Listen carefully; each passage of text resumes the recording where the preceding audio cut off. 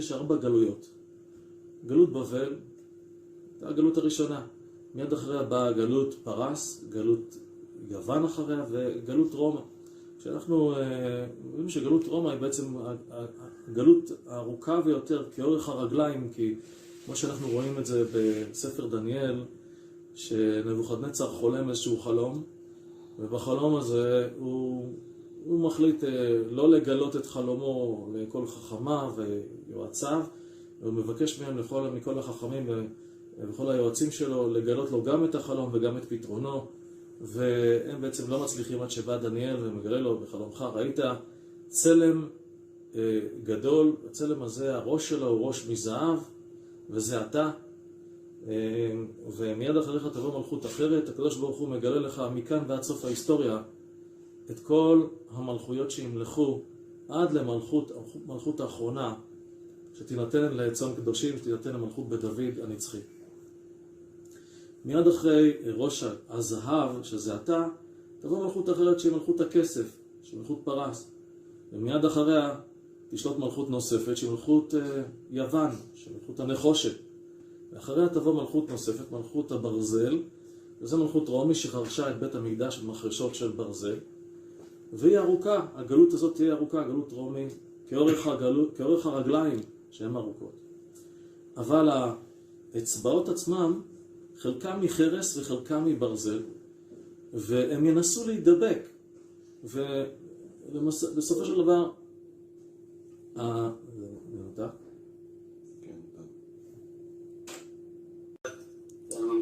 למעשה הרגליים עצמם הם חלקם מחרס וחלקם מברזל. החרס מסמל את ישמעאל, את המוסלמים, והברזל את רומא. ולמעשה הם מנסו להידבק, תרבות המערב יחד עם תרבות המזרח, הם מנסים להידבק יחד כדי להעמיד את צלם המלכויות. אבל בחלומו של נבוכדנצר מלך בבל, הוא רואה אבן קטנה נעתקת מהר, והאבן הקטנה הזאת נופלת לרגלי הצלם ומפוררת אותו. ולמעשה מה שקורה זה שאותה אבן קטנה זה מלכות בית דוד, אבן מעשו הבונים הייתה לראש פינה, זה דוד המלך. דוד המלך, המשיח בן דוד שיוצא מחלציו, דוד המלך הוא אבן הפינה, הוא הניח את אבן הפינה לבניין בית המקדש, ואומר, אם אתן שינת לעיני לאפי תנומה עד אבני משכן להשם, כן, משכן לאביר יעקב, מה אני יושב בבית הארזים שלי והקדוש ברוך הוא יושב באוהלים, אז לא, הוא רצה, הניח את הרעיון הזה של לבנות את בית המקדש, ולכן הוא נחשב לאבן הפינה. למעשה אותה אבן קטנה זה משיח בן דוד, שהוא נעתקת מהר ונופלת לרגלי הצלם, צלם המלכויות, ומפוררת אותו. היא מפוררת את האחדות שיש בין מדינות המזרח למערב. בעצם האחדות הזאת של המדינות זה בעצם האומות המאוחדות, הליגה הערבית עם מדינות המערב שיחד יצרו את האומות המאוחדות. הצלם הזה בעצם מעמיד את האדם במרכז ומסיר את הקדוש ברוך הוא ממרכז הבריאה. זה בעצם הצלם, פסל המלכויות. אנחנו צריכים להבין שיש כאן מלחמה עתיקת יומין. המלחמה עתיקת היומין הזאת מתחילה אי שם עמוק עמוק עמוק בהיסטוריה. למעשה אברהם אבינו, לא יודע אם אתם שמעתם על הארגון שנקרא ארגון הבונים החופשיים, והראשים שלהם זה בעצם האילומינטי, מדרגה 1 לדרגה 30 זה בעצם הבונים החופשיים, ומדרגה 31, 32, 33 זה בעצם האילומינטי, זה הפירמידה העליונה, המשולש העליון של הפירמידה. הם השליטים שלהם. אגב, יש שליטי השליטים, שזה בעצם הקבל, וזו עוד איזו קבוצה של בערך 150 איש, שהיא בעצם מה שנקרא היהלום שבכתר שלהם, שהם בעצם המחליטים. למעשה המלחמה הזאת, מלחמה עתיקת יומין. הבונה החופשי הראשון מבחינתם של הבונים החופשיים זה נמרוד. נמרוד הוא הבונה החופשי שלה בתקופה הפרה-היסטורית, וכמובן מה הוא רוצה לבנות? הבה נבנה לנו עיר ומגדל. הם רוצים לבנות עיר ומגדל כדי להילחם בקדוש ברוך הוא. מי נלחם בנמרוד? אברהם אבינו. ממשיך דרכו של נמרוד זה פרעה. גם פרעה היה בונה חופשי, וגם הוא בונה חופשי פרה-היסטורי. הוא בעצם ממשיך את דרכו של נמרוד, להילחם את השליטה, לשים את האדם במרכז, וגם פרעה עשה את עצמו אלוה כמו נמרוד, ולמעשה הוא בונה את הפירמידות. מי נלחם נגדו? משה רבנו. עלה נבוכדנצר עם אותה אידיאולוגיה, ראש הזהב של הצלם. מה יש לו באותו ראש? איזה מין אידיאולוגיה יש לו? את מגדל בבל. מה הוא רוצה? גם כן להפוך את האדם לאלוה, ולמעשה הוא בנה לעצמו את הצלם שכל אומה הייתה צריכה להשתחוות, לשלוח נציגים להשתחוות לצלם המלכויות שבנה נבוכדנצר, שולט בכיפה, שולט בכל העולם. ושוב פעם, האדם במרכז, אלוקים, הוא שר מהמרכז, האדם שולט בהיסטוריה, ומי ששולט בעולם, שולט בכיפה, שולט בעולם, הוא שולט בכל המאורעות ההיסטוריים. אלוקים לא בתמונה. מי שנלחם בו, שוב פעם, זה האידיאולוגיה של דניאל, שמבקש לנשק את הצלם, מוציא בולעו מפיו, מוציא את שם השם המפורש, כי הצלם הזה מדבר ואומר, אנוכי השם אלוקיך, אשר הוצאתיך מארץ מצרים. אנחנו נמצאים בדור שבו ישנה את אותה אידיאולוגיה, כמו של נמרוד וכמו של פרעה, וכן כמו של נבוכדנצר מלך בבל, האידיאולוגיה של האילומינטי. הם מדברים על סדר עולמי חדש. מה זה סדר עולמי חדש? סדר עולמי חדש זאת אידיאולוגיה של קבוצת אנשים שרוצים להמשיך את אותה אידיאולוגיה של ליצור ממשלה עולמית אחת ודת עולמית אחת. הם לא מאמינים בקדוש ברוך הוא. למעשה הם רוצים להציב את השליטה שלהם, הם רוצים לשלוט על בני אדם. לא רק לשלוט על בני אדם, אלא יותר נכון גם לדלל את אוכלוסיית העולם ב-90%. וכדי להוביל לשליטה הזאת, לממשלה העולמית האחת הזאת, הם פועלים בדרכים נסתרות. למעשה השיטה שלהם היא ליצור בעיות מצד אחד בצורה נסתרת, ולבוא ולהציע את הפתרונות, ולהוביל לאט לאט למה שהם מכנים סדר עולמי חדש. אני יכול לומר לכם שהיום בדור שלנו הספרות שלהם שהייתה סודית, היום כבר היא ידועה מסיבה אחת, כיוון שאנשים שהיו שייכים לבונים החופשיים נפטרו מן העולם והשאירו נכסים לנכדים שלהם, לנינים, וכולל את הספרייה שלהם. היום אנחנו יודעים מתוך הספרים של הבונים החופשיים, מתוך הספרים של האילומינטי, שהם בעצמם, מה האידיאולוגיה שלהם, מה הכוונות שלהם. איך הם מפרשים את התנ"ך? אני לא רוצה לזעזע אתכם, אבל ככה הם מפרשים את התנ"ך. לשיטתם, התנ"ך נכתב על ידי חכמי קדם שהניחו סוד איך להשתלט על האנושות ולהפוך להיות אלוהי ההיסטוריה.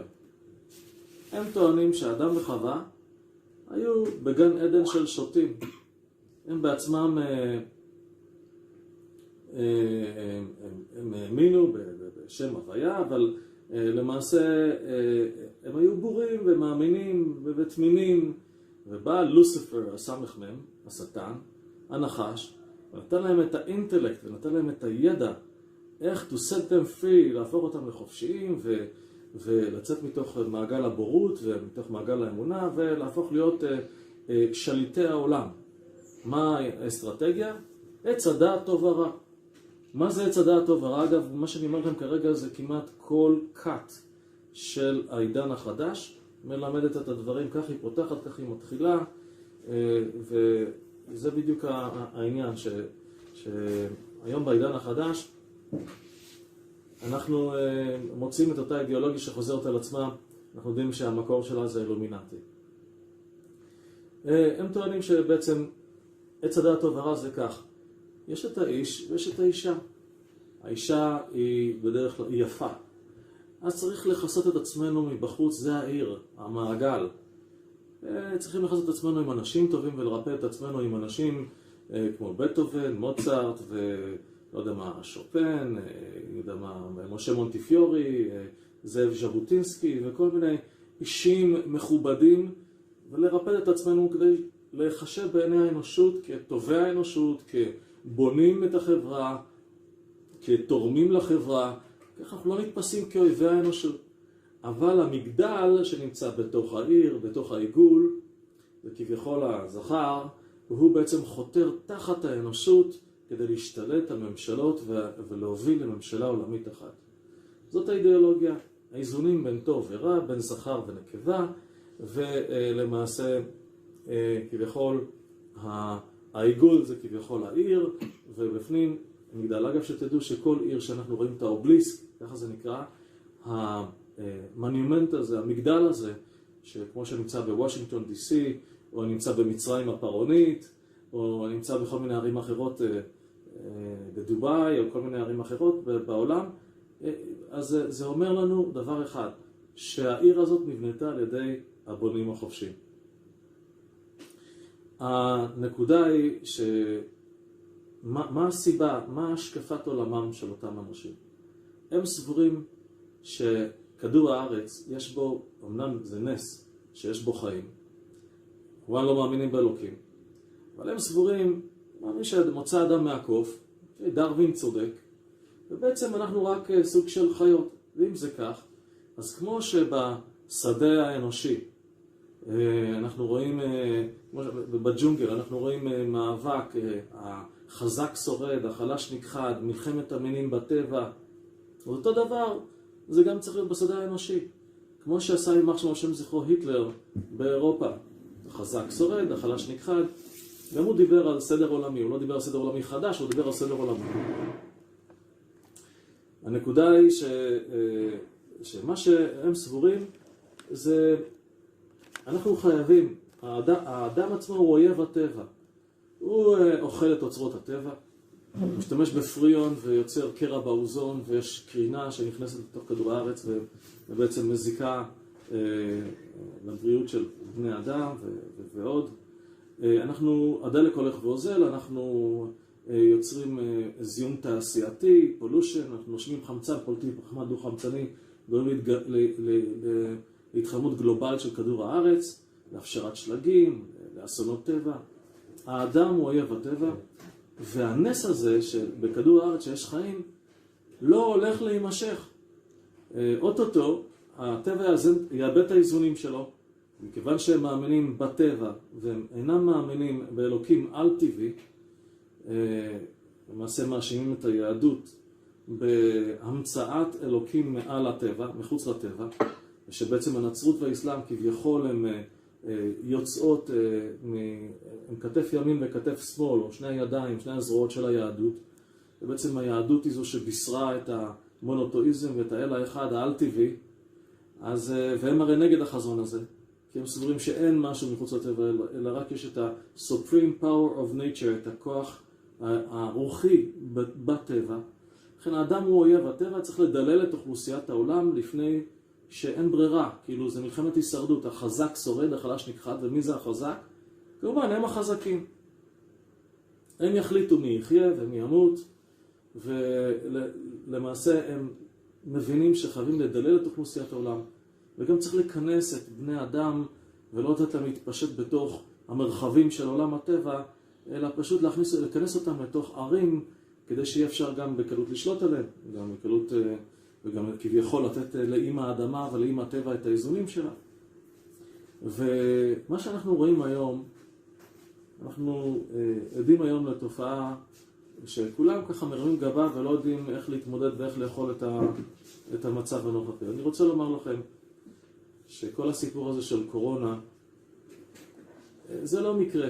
זה לא דבר שפתאום הייתה איזה טעות באיזושהי מעבדה ביוטכנולוגית בוואן, ופתאום נפלה איזושהי מבחנה, וזה קרו דברים. לא, זה לא כך. יש פה זדון, הכוונה הייתה בהחלט לדלל את אוכלוסיית העולם, זה חלק מתוכנית. אפשר להביא הרבה ראיות לכך שבעצם ידעו את הדברים מראש.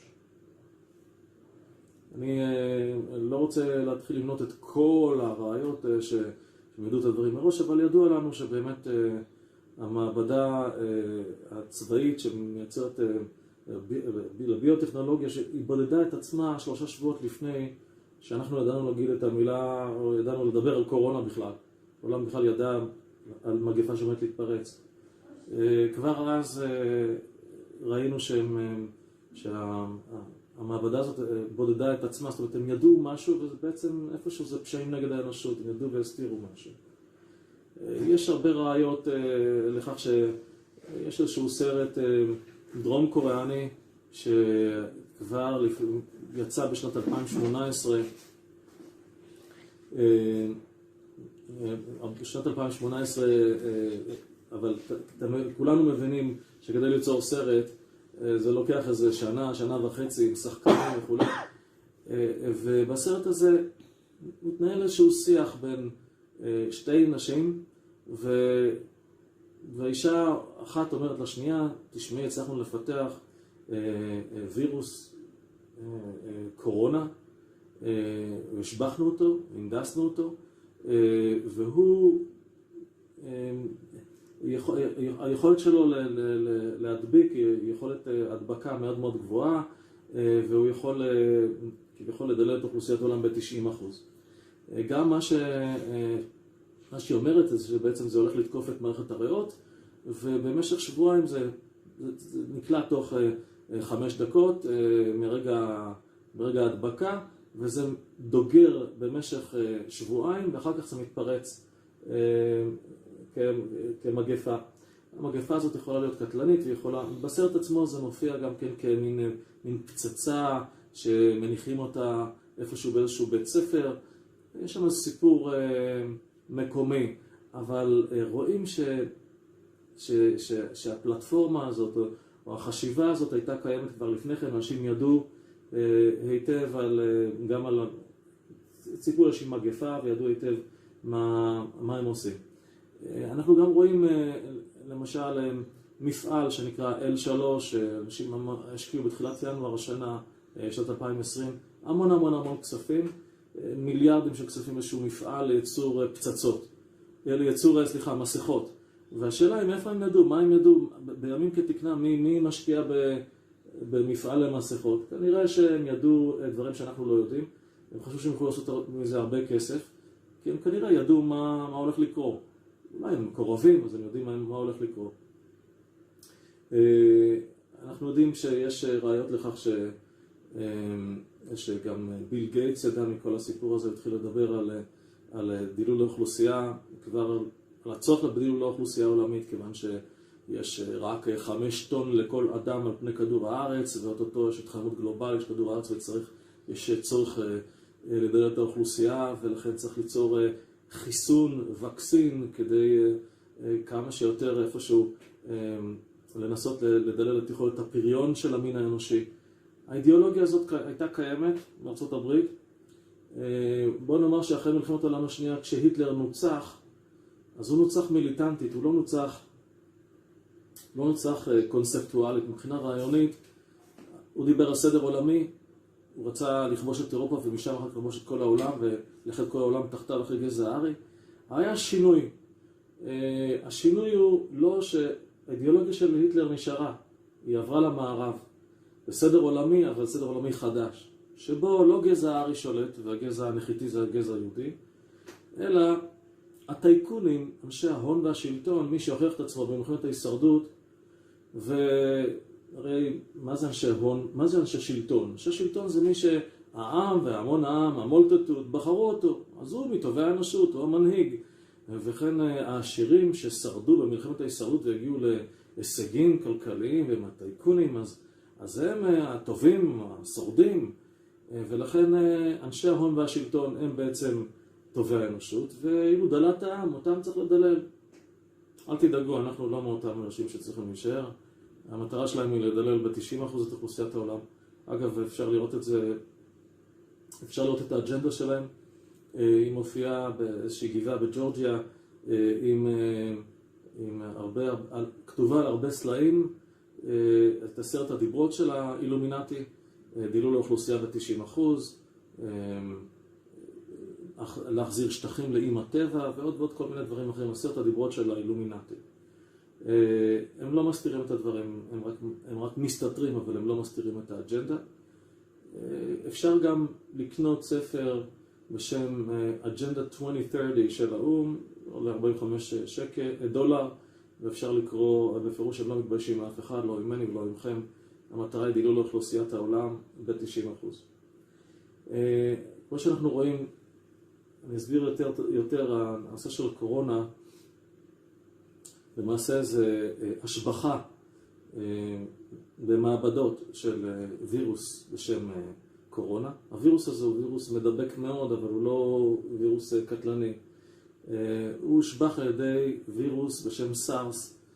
בשנת 2003 הייתה מגפה של וירוס סארס שהוא קטלני מאוד, אבל הוא לא מדבק. מה שהם עשו זה, הם עשו איזושהי סינתזה כלשהי בין שני הווירוסים הללו, כדי ליצור וירוס א' קטלני, ב' מדבק מאוד. ובמקביל, מה שאנחנו רואים, אנחנו יודעים שוואן ב-31 באוקטובר הפעילו שם את G5. G5 זה למעשה, אתם יודעים שאנחנו משתמשים בטכנולוגיה מתקדמת, אנחנו משתמשים באייפונים, אז אנחנו משתמשים G4 בארץ, G3, G2, אבל בעצם ה-G5 זה לא קפיצת מדרגה אחת, זה נראה כאילו, זה נראה תמים, זה נראה קפיצת מדרגה אחת. זה כבר נשק צבאי לכל דבר ועניין, משתמשים בו בצבא כנשק לכל דבר. צריך להבין דבר אחד, שהיום בעידן החדש, שם המשחק זה תדרים. אם אני רוצה לשנות לטיל חכם את הכיוון, אז אני משתמש בתדר כדי לשנות לו את הכיוון ושלא יפגע בנו. או אם אנחנו רוצים לשלוט באינפורמציה של האויב, אז אנחנו משתמשים בתדרים. למעשה גם מתחת למים משתמשים בסונאר, כדי, הרבה פעמים יש כל מיני לוויתנים או דולפינים מתים, שכל האיברים הפנימיים שלהם התפוצצו ונמצאים, עולים לחוף בהמוניהם, וכשאזרחים מגיעים לראות מה זה התופעה הזאת, אז הצבא מרחיק אותם מסיבה אחת, כי זה פיילוטים של הצבא, זה לא בארץ, אבל זה בעולם, רואים את זה ברחבי העולם, מסיבה אחת, כיוון שגם מתחת למים, כדי להתמודד עם צוללות אויב, ההתמודדות היא על ידי תדרים, זה נקרא סונאר, כדי להשבית את הצוללת הנגדית של האויב. צריך להבין, היום אפשר על ידי תדרים לחסל. ה-FID שיש בארצות הברית, אני לא יודע אם אתם יודעים, אבל היום בארצות הברית עושים שביב אלקטרוני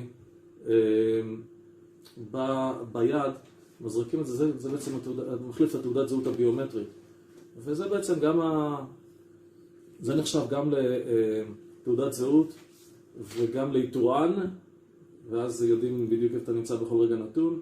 אז זה גם הקודן, לפתיחת הדלת של הרכב או של הבית, וזה גם אמריקן אקספרס או ויזה, כל דבר אחר. אבל שימו לב, זה גם כתובת, אם רוצים לחסל, אז שולחים תדר, כתובת מאוד מסוימת, אם האדם הזה לא מתאים לממשלה, ואנחנו בעצם נכנסים למין עידן כזה שבו עושקים את זכויות הפרט שלנו, מובילים אותנו בעצם לשלטון טוטליטרי, של שליטה מוחלטת. אנחנו חוזרים, מבחינתי, אני אומר את זה ככה, אנחנו חוזרים למצרים העתיקה, לשליטה מוחלטת של עבדות. כי מה שהיה, אומרים לנו חז"ל, הוא שיהיה. אהיה אשר אהיה, זה חותמו של הקדוש ברוך הוא. נכון, אנחנו נכנסים, כפי שאמרתי, גם פרעה היה בונה חופשי, ולמעשה אפשר לקרוא לו בונה חופשי פרה-היסטורי, שהמטרה שלו הייתה ליצור שליטה עולמית תחת המלכות הפרעונית. כשמצרים היא הבכורה של המלכויות, והפירמידה היא, בקצה הפירמידה העליון זה השליטים העליונים, וככה בצורה היררכית עד לקצה התחתון לבסיס של הפירמידה. הרחבה זה יתר העולם, לפי סדר החשיבות. למעשה אנחנו הולכים להיכנס למין עידן שבו בעקבות הקורונה אנחנו רואים שמדינות מבודדות, לא רק אנחנו מבודדים בתוך הבתים, אלא מדינות מבודדות אחת מהשנייה על ידי שאין תעופה, אין ענף התעופה ככה קוצצים לו את הכנפיים, ויש כבר התמוטטות כלכלית, הייתי אומר, של כל ענף התעופה, מפסיקים לטוס ממדינה למדינה, נתק בין המדינות, ויותר מזה אפשר לומר שבעקבות זה גם אין תיירות, מלונאות, הבורסה קורסת, והשאלה היא כמה אפשר אחר כך לשקם את הנזקים שכבר נקלענו אליהם.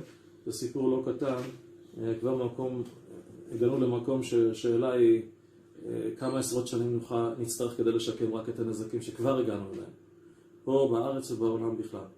אבל זה לא נראה שזה הולך לקראת שיקום, זה נראה בדיוק ההפך. תראו לעצמכם שאנחנו נכנסים כרגע לבתים, אנשים מפסיקים לעבוד, התחבורה הציבורית מופסקת, ויש כבר כמעט 500,000 מובטלים. זאת אומרת, 500,000 מובטלים, אנשים שיוצאים לחל"ת, אנשים שכבר מתמחים בביטוח לאומי, והמדינות הולכות להישען על הרזרבות הכלכליות שלהם. השאלה היא כמה זמן, מה יהיה המשך. המשך הזה ילך ויגדל, ואנחנו היום מדברים על חזרה ללימודים, לשנת הלימודים הבאה.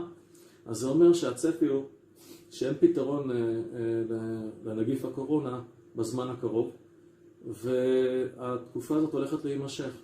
קצת יותר משבועיים, הייתי אומר, וקצת יותר מ3 שבועות, 4 שבועות. זה הולך להתמשך תקופה קצת ארוכה.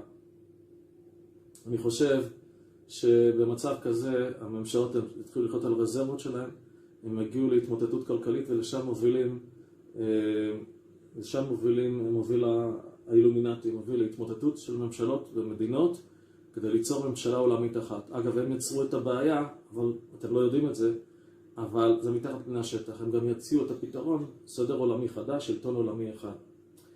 הגמרא במסכת סנהדרין שהיא דיברה על שלטון עולמי שישלוט בכל העולם 9 חודשים, על צלם המלכויות הזה, שבסופו של דבר תעתק אבן מהר ותיפול לרגלי הצלם הזה, זה בעצם מה שהם בונים. הם בונים שליטה עולמית שלהם, של בני אדם, על ההיסטוריה האנושית.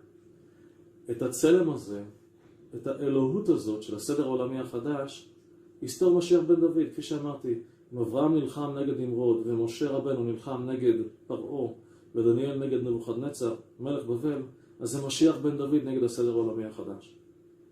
למעשה, ההצלה של משיח בן דוד לא תהיה רק לעם ישראל, היא תהיה דרך עם ישראל, אבל תהיה לכל העולם כולו.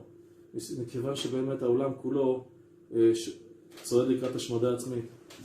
אם אלוקים לא יתערב פה, אם אצבע אלוקים לא תתערב כאן לשנות את הכיוון של ההיסטוריה מהשמדה עצמית, אז השתלטות הרוע האנושי על המין האנושי, אז המין האנושי יאבד, כי הוא ישמיד את עצמו. אבל העולם הוא לא הפקר. אצבע אלוקים תיכנס פה, משיח בן דוד ייכנס פה כדי לשנות את הכיוון של ההיסטוריה מהשמדה להצלה. ובאיזשהו שלב, לפי התחזיות שהגמרא מדברת עליהן, 9 חודשים שליטה של מלכות רומי הרשעה, פגנית האלילית, שכפי שאמרתי, במה הם בדיוק מאמינים? הם מאמינים בשדים, הם מאמינים בחוצנים, הם מאמינים בחיצונים, יש להם קשר עם חיצונים. הם עושים כל מיני טקסים למיניהם מוזרים, שאני לא אכנס אליהם כרגע. אנחנו יודעים שב-Area 51 הם מתעסקים עם כל מיני פיתוחים למיניהם, עם חוצנים, עם חיצונים. אתם יכולים לומר, כן, מי אמר ומי לא אמר. רבותיי, הדברים ידועים היטב ליודעים. ואני לא אכנס להביא מקורות והוכחות, וכל מי שפקח את עיניו וראה והבין, אז ממש מדובר בטכנולוגיה מתקדמת שאיננה ממקור אנושי, שמתפתחת אי שם באריזונה, Area 51, ובעוד כמה מקומות אחרים בעולם. בכל אופן, מה שאני רוצה לומר זה בואו נאמר את זה כך, רומא עצמה, המהר"ל מפראג קורא לה חזיר. מאיזו סיבה? זה מלכות אדום. למה? סיבה אחת, כי היא עתידה להחזיר את המלכות למשיח בן דוד. משיח בן דוד, אומרת הגמרא מסכת סנהדרין פרק חלק, יושב בפתחה של רומי. למה? כי אומר הרב אליהו דסלר בחלק ג' שעתידה רומי להחזיר את המלכות למשיח בן דוד. ויושב על הפתח של המלכות הזאת ששולטת בהיסטוריה, כשהיא תצא מההיסטוריה, מי שנכנסת זה מלכות בן דוד שמחליפה אותה. לכן רומי נקראת חזיר. היא עתידה להחזיר את המלכות שנלקחה מעם ישראל על ידי מלכות בבל והלאה פרס, יוון, רומי ועד משך כל גלות שנות 2000, ועתידה לחזור על ידי משיח בן דוד. יותר מזה אני רוצה להוסיף, רבי משה דוד וואלי, תמיד חבר של הרמח"ל,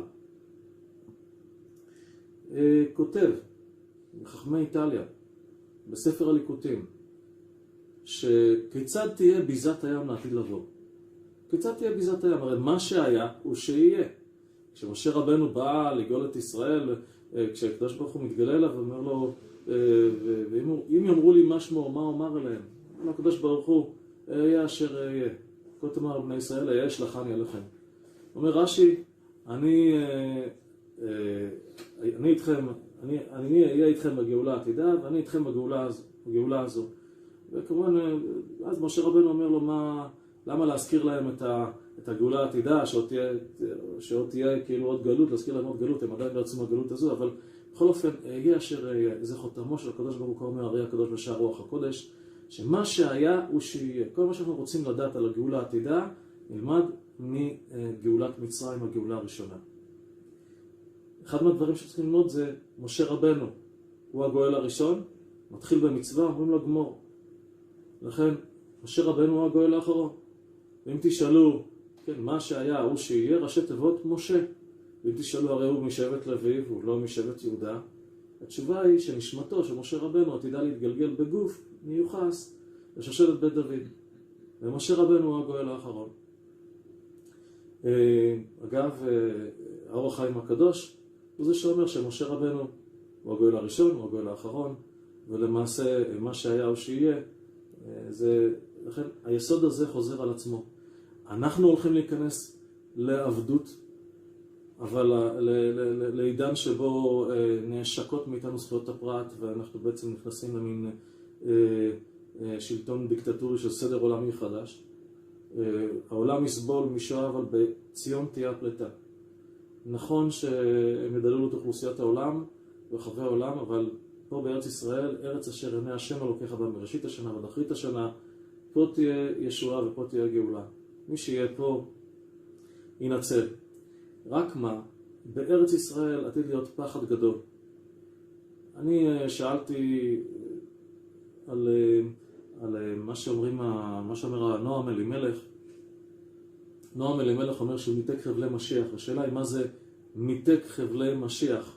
הרי בסופו של דבר, מאז זמנו של הנועם אלימלך ועד היום, הייתה שואת אירופה, חי לפני 200 שנה, שואת אירופה, היו מלחמות ישראל, מלחמת יום הכיפורים, מלחמת העצמאות, מלחמת סיני, מלחמת השחרור, מלחמות ישראל רבות, מלחמת לבנון הראשונה והשנייה, מלחמת ששת הימים, הרבה מלחמות.